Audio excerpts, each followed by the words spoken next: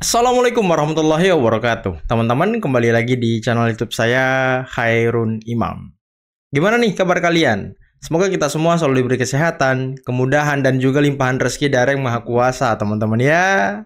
Nah, di video kali ini kita akan melihat bagaimana Refly Harun sepertinya sedang marah, sedang jengkel, sedang kesal ketika Roy Suryo, Rismon, Tifa, dan 5 orang lainnya pembenci Pak Jokowi ini menjadi tersangka atas kasus dugaan fitnah, pencemar nama baik, Undang-Undang ITE terhadap ijazah Pak Jokowi yang sekarang bergulir di Polda Metro.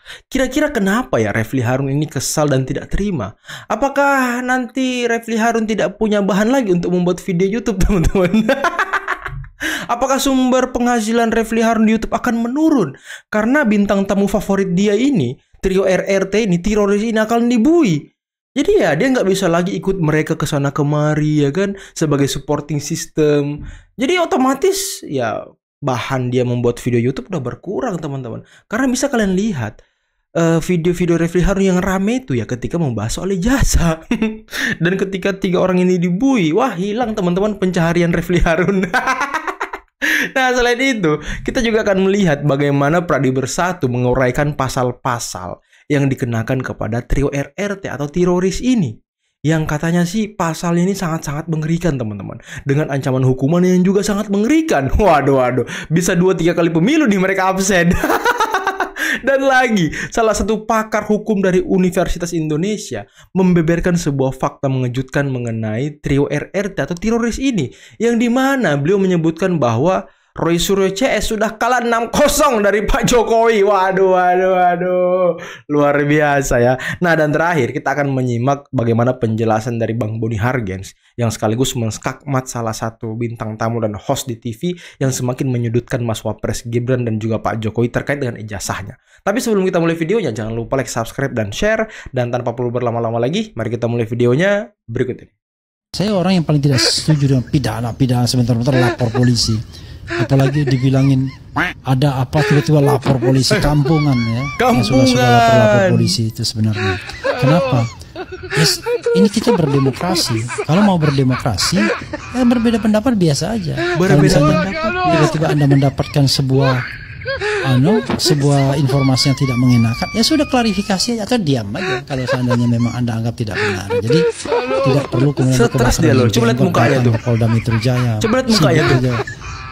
Polisi dengan stres kau Refly seperti itu, padahal waktu, tenaga ya dan keuangan mereka sangat berharga untuk mengurusi hal-hal yang nggak penting sesungguhnya. Jadi soal klaster tadi Bang ya, klaster pertama, klaster kedua. Klaster pertama itu kan ancaman hukuman maksimal 6 tahun. Nah, klaster kedua ini yang dikenakan kepada teroris tadi, ya, 3 orang ini yang jago-jagoan, tiga jagoan ini, itu pasal mengerikan. Itu ancamannya itu pasal 51 Undang-Undang ITE, itu ancaman hukumannya 12 tahun 12 dan dendanya 12 miliar. 12 ya kan? Miliar. Nah, ini yang paling kita takutin sebetulnya. Jadi titik dalam penetapan tersangka, akankah nanti ada yang ditahan? Akan ada yang ditahan dalam melakukan soal ditahan atau tidak itu kan kewenangan penyidik. Kalau saya bilang lebih baik ditahan. Lebih baik supaya ditahan. Apa? Supaya sadar diri dan jangan berkuar-kuar lagi. Nggak usah kuar-kuar, nggak penting lagi. Masyarakat Indonesia tuh sudah pintar, sudah paham hukum. Jadi jangan ngajarin yang salah tentang hukum. Ya, Anda ngomong selama ini kan Anda gini-gini, benar. Ternyata kan jadi TSK. Artinya 2 alat bukti sudah dikantongi oleh penyidik. Ya Anda hadapi aja. Nah, siap-siap hadapilah. Nggak usah banyak ngomong lagi begitu. Sekarang tugasnya Bang Azam ini berat. Ya, kalau pertama saya udah bilang 3-0, mungkin sekarang mohon maaf udah 2 kalinya nih, udah 6-0 lebih. Ya jangan dijustifikasi itu nggak bagus. 6-0 lebih ya kan. Ini kedua Menjustifikasi memberatkan posisi. Harusnya Anda netral gitu loh. Jangan menjustifikasi pakai 3-0. Kalau tidak kita sudahi saja diskusi malam hari ini. Nggak boleh begitu menjustifikasi seolah-olah udah nggak ada apa-apa kita ini. Nggak boleh, pertanyaannya belum selesai.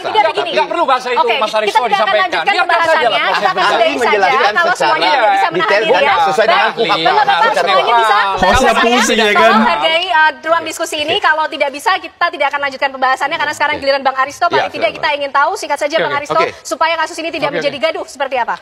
Emang ini kuasa hukum dari teroris ini ya, sukanya kok ngamuk-ngamuk gitu, entah di TV, entah di podcast.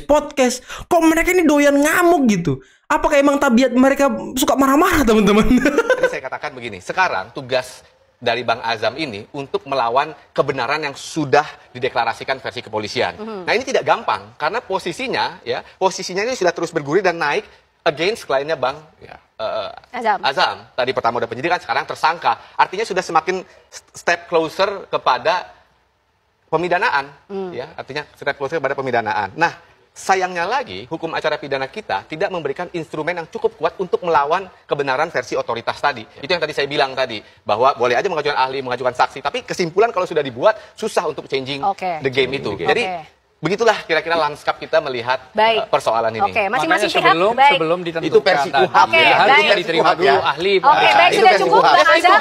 Baik, sudah cukup Bang Azam, Bang Aristo, Bang Ade, karena durasinya cukup untuk malam hari ini. Bela siapa? Saya mau mempertahankan akal sehat. Apa bela Jokowi juga nggak apa-apa, nggak ada yang larang. Saya mempertahankan akal sehat. Saya nggak ada kepentingan, Bung Andri. Sama, saya juga nggak ada kepentingan. Saya nggak nanya. Saya hanya beritahu bahwa yang harus kita jaga di sini kan akal sehat, ya. Jangan nanti kamu berpikir kalau tudingan ijazah Mas Wapres Gibran itu memang ada ijazahnya. tidak dilanjutkan karena Roy Suryo. Dengar dulu, saya lagi bicara. Iya, ini nggak sopan, Bang. Bagian dari Andri. Iya Bang, lanjut Bang. Saya lagi bicara, kamu harus dengar kalimat saya. Belum bisa kamu mengerti kalau kamu tidak nangkap sampai di ujungnya. Emang gerombolan-gerombolan ini ya sama semua loh, suka motong-motong pembicaraan. Kalau orang ngomong dia suka ngerocos sendiri. Tadi juga kuasa hukumnya suka marah-marah. Emang kayak gitu ya gerombolan-gerombolan ini? Jadi kalau kamu nanti menarik kesimpulan kasus ijazahnya Gibran tidak dilanjutkan karena Roy Suryo jadi tersangka, itu sah sebagai tudingan. Tetapi hukum akan mengatakan tidak ada korelasinya. Di mana hubungannya antara ijazah Pak Gibran, kasus Roy Suryo dengan ijazah Pak Jokowi? Tidak ada hubungannya. Media itu, ini media loh ya, punya Pak Haritanu nih, media besar nih. Tugas dia adalah mengedukasi publik. Maka saya bilang kita jaga akal sehat di sini. Jangan nanti ada tudingan yang tidak perlu. Seperti yang kawan-kawan yang lakukan sekarang saat ini, yaitu bahwa ini ada permainan lah menersangkakan Roy Suryo sini supaya ijazah Wapres Gibran tidak diperkarakan. Monggo silakan perkarakan kalau memang ada masalahnya. Betul, perkarakan saja ya kan. Hanya saya katakan, saya kecewanya kenapa pilihan isunya sih yang remeh-temeh. Kenapa sih nggak cari isu yang lebih bermutu gitu? Betul. Supaya ruang publik ini sehat. IKN katanya akan mangkrak, tiap hari bermimpi mereka. IKN mangkrak, IKN jalan. Wus kemarin mereka goreng-goreng. Sekarang Pak Prabowo bilang kalau perlu bikin kereta cepat sampai Banyuwangi. Ini mungkin mau jedutin kepala ke dinding nih. Kalau ada bajai depan mereka nabrakin diri ke bajai nih. Kalau sudah kayak gini, sudah kayak gini perasaannya. Nah, saya cuma menyarankan lain kali kalau kita menganalisis keadaan tuh jangan dicampur-campur pakai perasaan. Jangan dicampur-campur juga pakai harapan, yang objektif aja. Nah, kalau Anda objektif, mau setuju gak setuju, itu urusan lain tuh. Tapi Anda pasti akan lebih banyak benernya daripada salahnya. Jadi kalau hari ini Anda hitung-hitung lebih banyak Anda salahnya daripada benernya, introspeksi dirilah gitu. Alhamdulillah saya walaupun dimaki-maki oleh orang-orang itu sampai sekarang lebih banyak benernya kan daripada salahnya gitu. Hari ini lihat saja bahwasanya Polda bekerja dengan sungguh-sungguh buat mereka. Siap. Rasakan. Makan besar, Mas Agri. Pesta Pak Ketua. Bukan atas tersangka Roy Suryo, tapi pesta syukuran Polda Metro Jaya telah bekerja dengan konsisten. Hari ini penetapan tersangka kelompok yang selama ini terus-menerus membuat keributan di negeri kita. Ya, ini masakan apa, Mas? Oh, ya, zaman ya. Zaman kebuli. Ya, pesta nasi kebuli atau nasi biryani dari zaman Timur Tengah. Nah, ada lagi kemarin diinfo bahwa dari Kaltara, salah satu penggemar Agri Fanani, sekaligus penggemar YouTuber Nusantara, juga melakukan potong kambing. Dikasih Gri? Enggak. Kasian banget lu, Gri. Cuman dapat info doang. Itulah. Bang Rismon dipenjarakan, saya juga siap dipenjarakan. Karena saya yakini bahwa... Bagaimana Pak Ruslan Buton? Anda tidak lupakan dengan omongan Anda ini? Kalau Rismon Sianipar dipenjara, Anda juga siap dipenjarakan.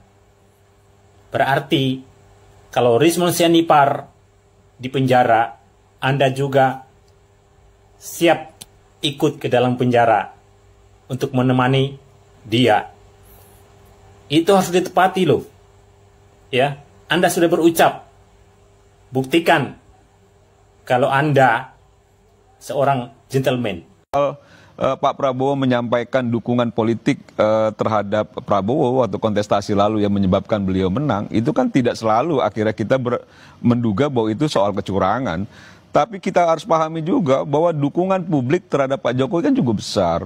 Suara rakyat terhadap Pak Jokowi cukup besar sampai beliau lengser gitu loh. Jadi kalau orang melihat Pak Jokowi mendukung Pak Prabowo dan orang yang loyalis dan suka terhadap Pak Jokowi juga akhirnya memilih Pak Prabowo, kan gak ada soal juga. Dan itu dipahami betul ketika menang satu putaran. Dan itu pasti membuat kecewa Ferry dan kawan-kawan. Dan sekarang pun akhirnya membuat juga kecewa Ferry dan kawan-kawan. Makanya malam ini saya sangat happy sekali.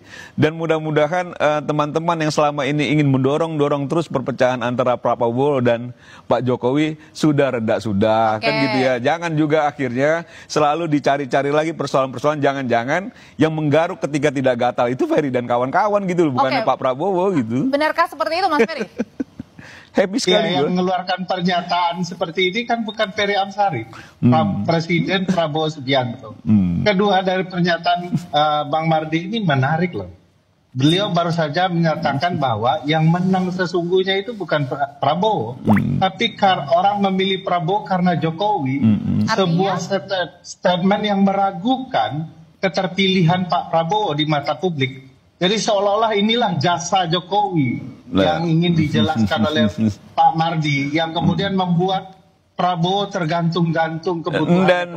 Itu memang Pak Prabowo sendiri yang menyampaikan bahwa dukungan Pak Jokowi lah yang menyebabkan dia menang. Dan itu di forum Gerindra dia sampaikan kok itu Ferry. Jadi jangan kau geser ke situ. Jangan kau geser seolah-olah tidak ada kontribusi Prabowo. Saya tidak bilang itu. Tapi saya katakan dukungan Pak Prabowo itu menyebabkan Pak Prabowo menang satu putaran, iya. Berarti ada gabungan antara dukungan Pak Prabowo dan dong. Bukan juga seolah-olah tidak Prabowo tidak punya kontribusi. Jangan digeser. Berusaha menggiring ya kan. Si Ferry berusaha menggiring ya kan. Aduh. Tadi menggeser saya yang menginginkan apa peduli saya dengan Jokowi dan Prabowo. Saya nggak peduli mereka. Sudah ketahuan kok dari awal ini permainan memanfaatkan kekuasaan untuk mempertahankan banyak kepentingan ekonomi. Dan itu bukan ekonomi rakyat. Dan bagi saya apa yang dipertontonkan sekali ini ya dengan bicara WUS, dengan bicara saya tidak mungkin kemudian berpisah dengan Jokowi quote and quote ya, dengan dalil-dalil yang disampaikan oleh Pak Prabowo sendiri, bukan benci, bukan takut dan segala macam. Kenapa ini orang-orang di TV nggak terima ya? Tidak bisa Prabowo Jokowi akur ya kan? Argumentasi ketergantungan kepada Jokowi masih ada di kabinet. Misalnya orang-orang Jokowi selalu dipakai oleh Prabowo. Ingat bahwa 50% dari kabinet Jokowi itu tetap berkuasa, tetap ada di kabinet Prabowo. Jadi wajah Jokowi masih ada. Orang-orang seperti Bang Mardi dan berbagai antek yang ada bekerja untuk Joko Widodo tetap dipakai dalam pemerintahan Prabowo. Ya emang kenapa gitu? Kemudian kalau bukan imbal jasa dari peran Jokowi yang berlebihan dalam kecurangan pemilu dan berbagai hal, sehingga diteriakan berkali-kali hidup Jokowi, Jokowi gitu ya. Artinya artinya mana ada presiden yang percaya diri bahwa keterpilihan dirinya adalah karena dirinya. Inilah ya, kalau sakit hati lain, sudah akut ya bukan begini karena teman-teman. kesukaan pemilih karena orang lain, tapi semata-mata karena program yang dia tawarkan kepada publik. Oke teman-teman, itulah tadi beberapa video yang bisa kita simak, yang bisa kita saksikan pada kesempatan kali ini. Dan gimana menurut kalian teman-teman? Bang Boni Hargens, Pradi Bersatu, Bang Semar Mardiansyah, yang masing-masing berhadapan dengan orang-orang yang selalu menyudutkan Pak Jokowi, yang selalu menyudutkan Mas Wapres Gibran, dengan isu ijazah, dengan isu matahari kembar, dengan isu Pak Jokowi mengontrol Pak Prabowo. Nah itu aja terus yang dibahas-bahas sama mereka. Ditambah lagi, tadi denger kan, Ketua Pradi Bersatu ngomong, ancamannya 12 tahun loh, kalau yang klaster kedua ini. 12 tahun. Dan dendanya 12 miliar. 12 miliar kalau nggak salah. 12 miliar cuy. 12 miliar dendanya. Waduh. Di mana mereka ngambil duit nih? Bohir pasti udah kabur ya kan? Bohirnya nggak mungkin sekarang mau muncul. Nggak mungkin mau bantuin lagi. Orang dia udah tersangka. Gimana lagi mau dibantuin? Aduh, tambah yang klaster pertama tadi ancamannya 6 tahun. Wah, lumayan ya. Lumayan. Tapi saya sangat penasaran melihat wajah Tifa sekarang gimana. Karena Tifa ini belum pernah muncul di dalam sebuah video. Ataupun langsung dia tanyai dan direkam bagaimana tanggapan Anda atas status tersangka yang Anda sekarang terima gitu. Itu belum ada tuh mimik wajahnya. Kalau Rizwan udah mulai menurun, nada emosinya kalau ngomong mulai agak lembut ya kan, mulai agak pelan kalau ngomong, mulai hati-hati. Kalau Ray Suryo mulai ngemis-ngemis abolisi amnesti, mulai mungkin minta-minta kepada jaringannya yang dulu ya kan, agar Pak Prabowo nanti presiden bisa memberikan pembebasan sama mereka karena mereka ini peneliti. Waduh. Dan satu yang saya highlight dari video ini teman-teman, gerombolan-gerombolan pembenci Pak Jokowi ini, orang-orang yang selama ini menyerang Pak Jokowi, mulai dari pendukung mereka, mulai dari yang bagian dari mereka, itu kok hobinya sama semua ya. Suka marah-marah, ngamuk-ngamuk, suka nyela-nyela pembicaraan orang. Kalau orang ngomong sering dia sendiri ngerocos-ngerocos gitu. Kok tabiat mereka ini sama semua teman-teman. Kok kebiasaannya ini sama semua. Aneh bin ajaib ini loh. Aduh, gimana ya kita mau bilang mereka satu kepala, satu pemikiran. Tapi iya. Dan gimana menurut kalian tentang Refli Harun? Oh, kampungan katanya lapor-lapor. Kampungan? Yang selalu menuduh, menuding, fitnah dan segala macam. Itu bukan kampungan lagi. Bukan kampungan. Kurang ajar namanya kalau begitu Refli Harun. Dan gerombolan-gerombolan Anda selama ini selalu membuat tuduhan liar. Selalu membuat penelitian abal-abal, penelitian palsu, dasar penelitian yang nggak jelas. Dan kalian ini percaya-percaya saja. Ngundang podcast lah, apalah. Ya gimana nggak dilaporin? Kalau memang itu sebuah penelitian ya coba datang ke Pak Jokowi ya kan. Sowan ke Pak Jokowi, minta Pak kita mau meneliti nih jasa Pak Jokowi nih. Katanya jasa Pak Jokowi palsu nih. Kita sudah meneliti ini. Boleh nggak kami lihat Pak? Bener nggak penelitian kami? Kan gitu di cross check. Anda ini meneliti tapi menyebarkan isunya di podcast. Aduh, gimana sih? Aneh bin ajaib orang ini. Oke lah teman-teman, mungkin cukup sekian video kali ini. Jangan lupa like, subscribe, dan share videonya. Akhir kata, billahi taufiq wal hidayah. Assalamualaikum warahmatullahi wabarakatuh. Bye-bye.